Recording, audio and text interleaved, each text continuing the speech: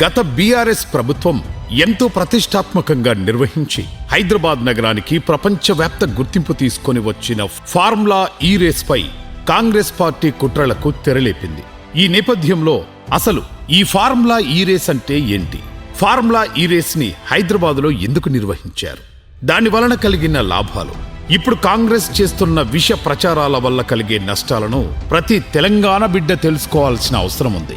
అసలు formula E race అంటే ఏంటి, ప్రపంచవ్యాప్తంగా పర్యావరణ పరిరక్షణకు, కాలుష్య నివారణకు, ఎలక్ట్రిక్ వాహనాల వినియోగం ప్రోత్సహించడానికి గత 10 ఏళ్లుగా వివిధ దేశాల్లో స్ట్రీట్ సర్క్యూట్లలో ఈ కార్ల రేసును నిర్వహిస్తున్నారు. ఇప్పటి వరకు London, Beijing, Seoul, Moscow, Berlin, Shanghai, Jakarta వంటి ఎన్నో ప్రముఖ నగరాల్లో 100కు పైగా ఈ ఫార్ములా ఈ రేసులు జరిగాయి.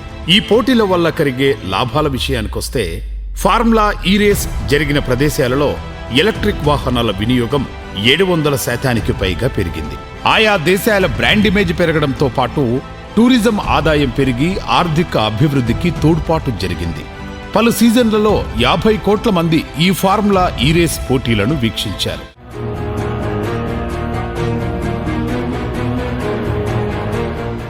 నెట్ జీరో కార్బన్ ఘనత సాధించిన క్రీడ ఈ Formula E race. McLaren, Nissan, Jaguar, Mahindra, TCS వంటి ఎన్నో దిగ్గజ కంపెనీలు ఈ రేసుల్లో పాల్గొంటాయి. ఇప్పుడు హైదరాబాద్ ఈ ప్రిక్స్ గురించి మనం తెలుసుకోవాల్సిన విషయాలు. భారతదేశంలో మొట్టమొదటిసారి ఫిబ్రవరి 2023లో తెలంగాణ ప్రభుత్వ భాగస్వామ్యంతో హైదరాబాద్లో ఈ ఫార్ములా ఈ రేస్ను నిర్వహించారు. అసలు హైదరాబాద్ నగరానికి ఫార్ములా ఈ రేస్ ఎలా వచ్చిందంటే, హైదరాబాద్ బ్రాండ్ ఇమేజ్ను మరింత పెంపొందించి ప్రపంచవ్యాప్త గుర్తింపు తీసుకురావడానికి అప్పటి మున్సిపల్ శాఖ మంత్రి కేటీఆర్ చొరవతో హైదరాబాద్ నగరాన్ని ఫార్ములా ఈ రేస్ నిర్వాహకులు ఎంచుకున్నారు. ఎలక్ట్రిక్ వాహనాల వినియోగాన్ని ప్రోత్సహించేందుకు బీఆర్ఎస్ ప్రభుత్వం నిర్వహించిన ఈ మొబిలిటీ వారోత్సవాల్లో భాగంగా మొదటిసారి ఈ రేస్ నిర్వహించారు.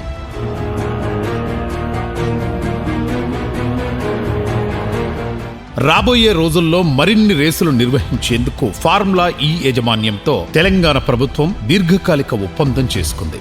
ఫార్ములా ఈ రేస్ హైదరాబాద్ రావడానికి మరికొన్ని కారణాలు కూడా ఉన్నాయి. పర్యావరణ పరిరక్షణకు కేసీఆర్ ప్రభుత్వం తీసుకున్న చర్యలు ఫార్ములా ఈ రేస్ నిర్వాహకులను ఆకర్షించాయి. వరుసగా 5 సార్లు హైదరాబాద్ మోస్ట్ లివబుల్ సిటీగా గుర్తింపు పొందడం, వరల్డ్ గ్రీన్ సిటీ అవార్డును గెలుచుకోవడం, హరితహారం ద్వారా 6.5 కోట్ల మొక్కలు నాటడం, తెలంగాణ వ్యాప్తంగా గ్రీన్ కవర్ ని పెంచడం వంటి ఘనతలు కూడా హైదరాబాదులో ఈ రేస్ నిర్వహించేందుకు కొన్ని కారణాలు. నిర్వాహకుల అంచనాల ప్రకారం ప్రత్యక్షంగా పరోక్షంగా రెస్టారెంట్లు, హోటళ్లు, ప్రకటనలు, మీడియా కవరేజ్ ద్వారా 700 కోట్లకు పైగా వ్యాపారం ఫార్ములా ఈ రేస్ నిర్వహణ సమయంలో హైదరాబాద్ నగరంలో జరిగింది.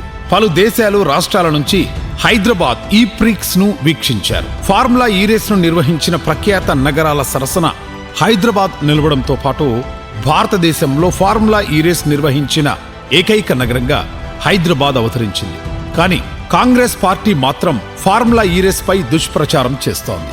కాంగ్రెస్ అధికారంలోకి వచ్చాక తెలంగాణ, హైదరాబాద్ బ్రాండ్ ఇమేజ్ దెబ్బతీసే విధంగా ఫార్ములా ఈ రేస్ నిర్వాహకులతో చేసుకున్న ఒప్పందాన్ని రేవంత్ ప్రభుత్వం ఏకపక్షంగా రద్దు చేసింది. ఫార్ములా ఈ వంటి ప్రపంచ ప్రఖ్యాత బ్రాండ్తో రేవంత్ ప్రభుత్వం వ్యవహరించిన తీరుతో తెలంగాణ రాష్ట్ర కీర్తి ప్రతిష్టలు మసకబారాయి.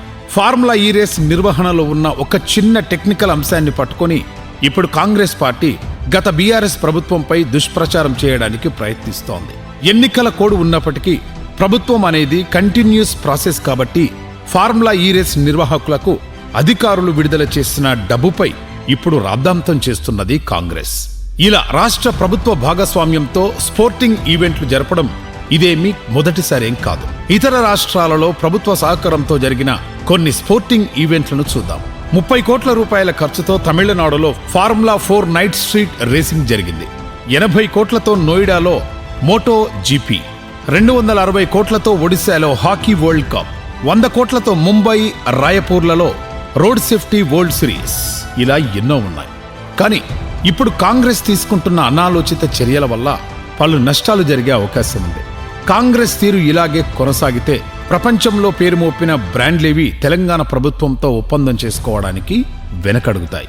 ఫార్ములా ఈ రేస్ నిర్వహణపై ఇప్పుడు కాంగ్రెస్ ప్రభుత్వం కేసు వేస్తే అనవసర కోర్టు చిక్కుల్లోకి ఫార్ములా ఈ వారిని లాగినట్టవుతోంది.